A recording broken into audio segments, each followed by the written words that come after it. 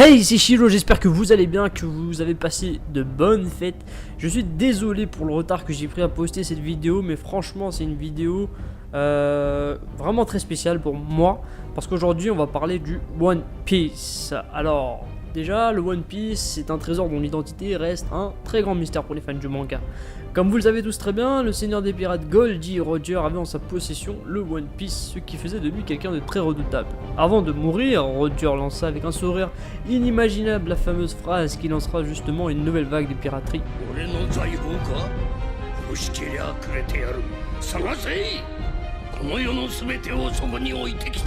Mais comme vous le savez tous, le One Piece est sujet à plusieurs théories sur son identité. Une des théories les plus connues dont je ne vais pas trop rentrer dans les détails car vous la connaissez sans doute, elle dit que le One Piece est un projet dont le but est de supprimer Grand Line et Red Line pour fusionner ainsi les quatre mers en un seul océan afin de unir les peuples et faciliter les échanges. Ce projet a été créé par les habitants de l'ancien royaume, mais ils ont appelé ce projet le projet One Piece, un seul morceau, une seule part. En gros, cette théorie qui est propagée, qui est connue dans notre communauté, dans la communauté One Piece, peut paraître crédible car elle permet de réaliser les rêves des Mugiwara. C'est-à-dire que d'une part, pour Luffy qui désirait devenir le seigneur des pirates, l'homme le plus libre du monde, maintenant que tous les océans sont réunis, son rêve est réalisé et il pourra donc se déplacer où il veut. Quant à Sanji, c'est évident, la réunification des mers va donc créer All Blue. Pour Nami, elle, maintenant que l'océan est facile d'accès, naviguer et créer la carte du monde n'est plus impossible. De même que pour Franky, il pourra naviguer à travers le monde entier avec le bateau qu'il a créé. Tout ça grâce à Robin, car Robin c'est elle qui a traduit l'oréoponyglyphe et donc tout ça arrive grâce à elle. Enfin, le plus important reste Brook. Comment à votre avis il aurait pu retrouver la boune? Avant cela semblait impossible, maintenant que Red Line n'est plus, tout simplement Brook et la boune pourront se retrouver. Mais comme je vous l'ai dit, je ne suis pas d'accord avec cette théorie, du moins pas totalement. A mes yeux, il n'y a pas besoin de détruire les obstacles géographiques pour unir les peuples, car cela peut causer et par conséquent faciliter les guerres qui seront encore plus meurtrières. Étant donné que maintenant, il n'y aura qu'une seule mer, donc il y aura une plus grande facilité de faire les guerres entre nations. Et en plus de cela, si on met le lien dans notre propre monde, les guerres sont nombreuses en sachant qu'il n'y a pas forcément d'obstacles géographiques entre tel ou tel pays. C'est un petit peu insensé de dire que fusionner les mers unira les nations, et si c'est ça, ce sera une fin qui me laissera sur ma faim. C'était monsieur jeu de mots. Toutefois, s'il faut unir les peuples, ce qu'il faut changer ici c'est le comportement humain et non la nature elle-même. De plus, concernant l'hypothèse sur la concordance de la théorie avec les rêves des Mugiwara, votre sensei va vous dire que d'une part ce ne sont pas les obstacles qui empêcheront aux Mugiwara de réaliser leurs rêves, ces derniers sont préparés à réussir quoi qu'il en coûte, et en plus de ça, est-ce que vous voyez vraiment Luffy détruire Red Line et Grand Line en prétendant que ça l'empêche d'être le seigneur des pirates, donc l'homme le plus libre du monde? Aussi, je peux rajouter que concernant Franky, ce dernier désire voir son Thousand Sunny naviguer partout dans le monde. Je vous rappelle juste que Roger a parcouru le monde avec le Oro Jackson. Alors si Franky a besoin de détruire des obstacles, son rêve ne sera pas complètement réalisé. C'est un peu de la triche en soi, car selon moi il veut plus mettre le Thousand Sunny à l'épreuve tout en parcourant le monde. Aussi, je vous rappelle que Franky est un charpentier et un inventeur scientifique. Il peut très bien devenir le meilleur scientifique du monde et même surpasser Vegapunk. Ce dernier peut ainsi résoudre le problème que posent Red Line et Grand Line concernant leur traversée. Il peut créer un moyen de transport plus facile, tout comme à l'image de Tom qui lui a créé un train sur l'eau. Ainsi pour les autres rêves des Mugiwara, je ne vais pas trop rentrer dans les détails car ça va être trop long. J'en parlerai peut-être prochainement dans une autre vidéo, vous allez voir ça.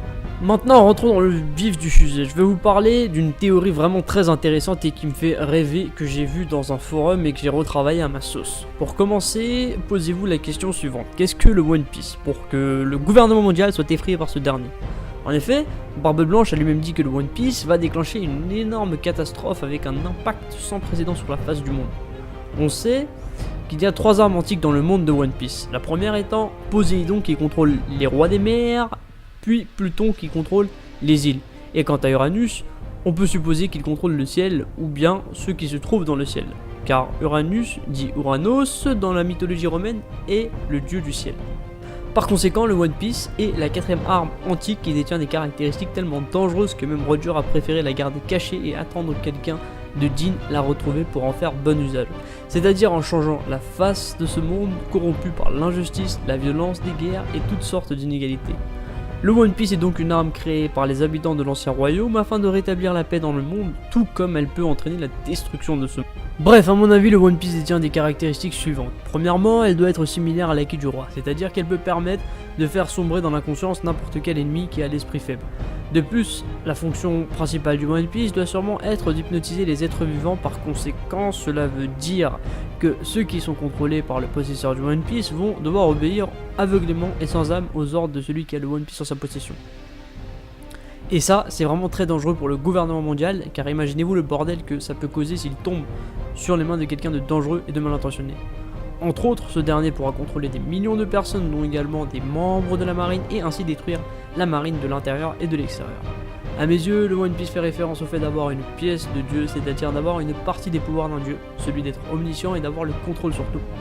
Mais un Dieu est aussi immortel, donc si le One Piece en permettant d'hypnotiser les gens, il permettrait aussi d'absorber les âmes, comme Moria qui absorbe les ombres, ou comme Big Mom qui elle absorbe les âmes à l'aide des fruits du démon. Ainsi, si en absorbant les âmes, le possesseur du One Piece peut devenir en quelque sorte immortel et surtout plus puissant, dans ces conditions on peut supposer que le One Piece est une arme qui regroupe certaines caractéristiques des fruits du démon. Après tout, l'existence des fruits du démon est inconnue, et on peut également dire que le One Piece peut être la seule pièce divine de ce monde. Elle peut peut-être être le contraire des fruits du démon. Enfin bref, là-dessus je vais pas trop y débattre, parce que sinon ça va partir en couille, mais vraiment. Maintenant, en ce qui concerne le futur propriétaire du One Piece, je le vois bien tomber entre les mains d'une personne qu'on aime tous. J'ai nommé Barbe Noire. Pourquoi lui? Tout d'abord, ne voyez-vous pas que Luffy et Barbe Noire se ressemblent sur certains points, mais qu'ils s'opposent sur tout avec leur manière d'atteindre leurs objectifs? Pour moi, Barbe Noire est certainement le personnage qui ressemble le plus à Luffy malgré son caractère cruel et son manque de morale.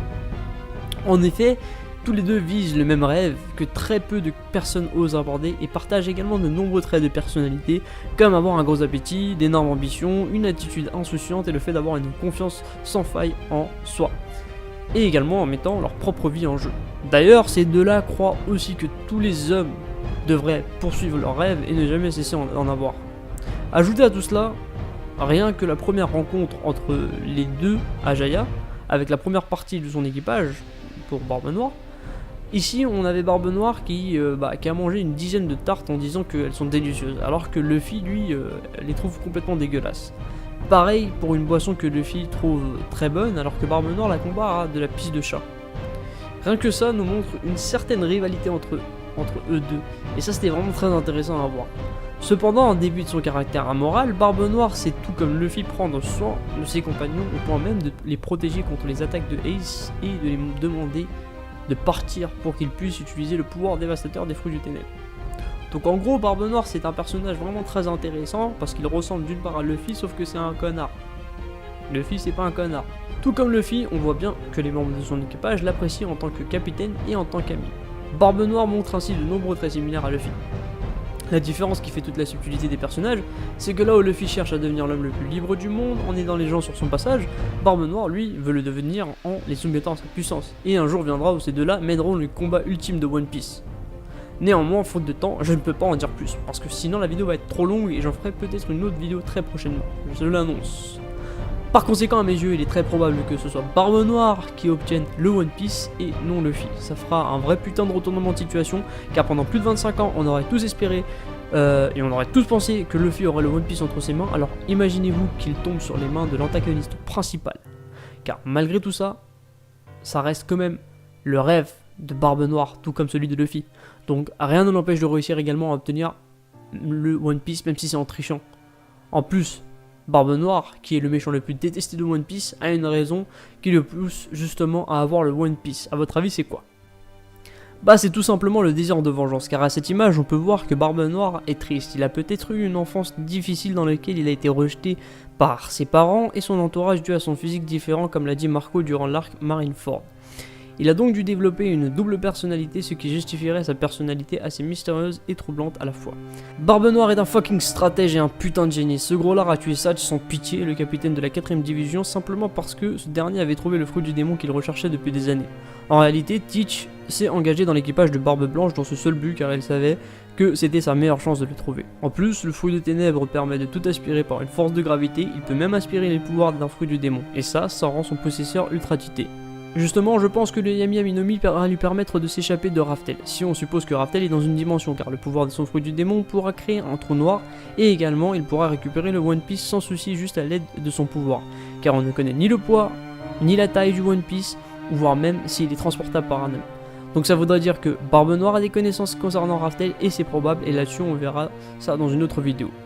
Par contre, je tiens à préciser que je ne dis pas que c'est lui qui va découvrir le One Piece, c'est possible que ce soit Luffy, mais si on suppose qu'il n'est pas transportable dû à son poids, alors Barbe Noire pourra le voler facilement et donc l'utiliser et déclencher une guerre terrible dans le monde. Par conséquent, le One Piece peut être néfaste pour le monde, tout comme il peut avoir un impact positif. Ainsi, je vois bien Luffy détruire le One Piece, ça pourrait être complètement what the fuck. Et là-dessus, je peux vous dire également que Goldie Roger attendait un élu peut-être pour détruire le One Piece ou bien l'utiliser à de bonnes fins. Car on peut supposer que le One Piece est une arme qui assombrit les cœurs de personnes qui n'ont pas le cœur totalement pur et ainsi peut prendre le contrôle petit à petit sur son propriétaire.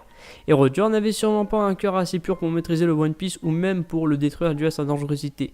Il a donc préféré le garder caché et attendre un successeur de Jin, car il était à la fin de sa vie, tout simplement. Enfin bref, la vidéo touche à sa fin, j'espère qu'elle vous a plu. Il est important de noter que One Piece est un manga magnifique dont les possibilités sont immenses. Je tiens aussi à dire qu'au début de la vidéo j'ai parlé d'une théorie et je ne cherche en aucun cas à la contredire.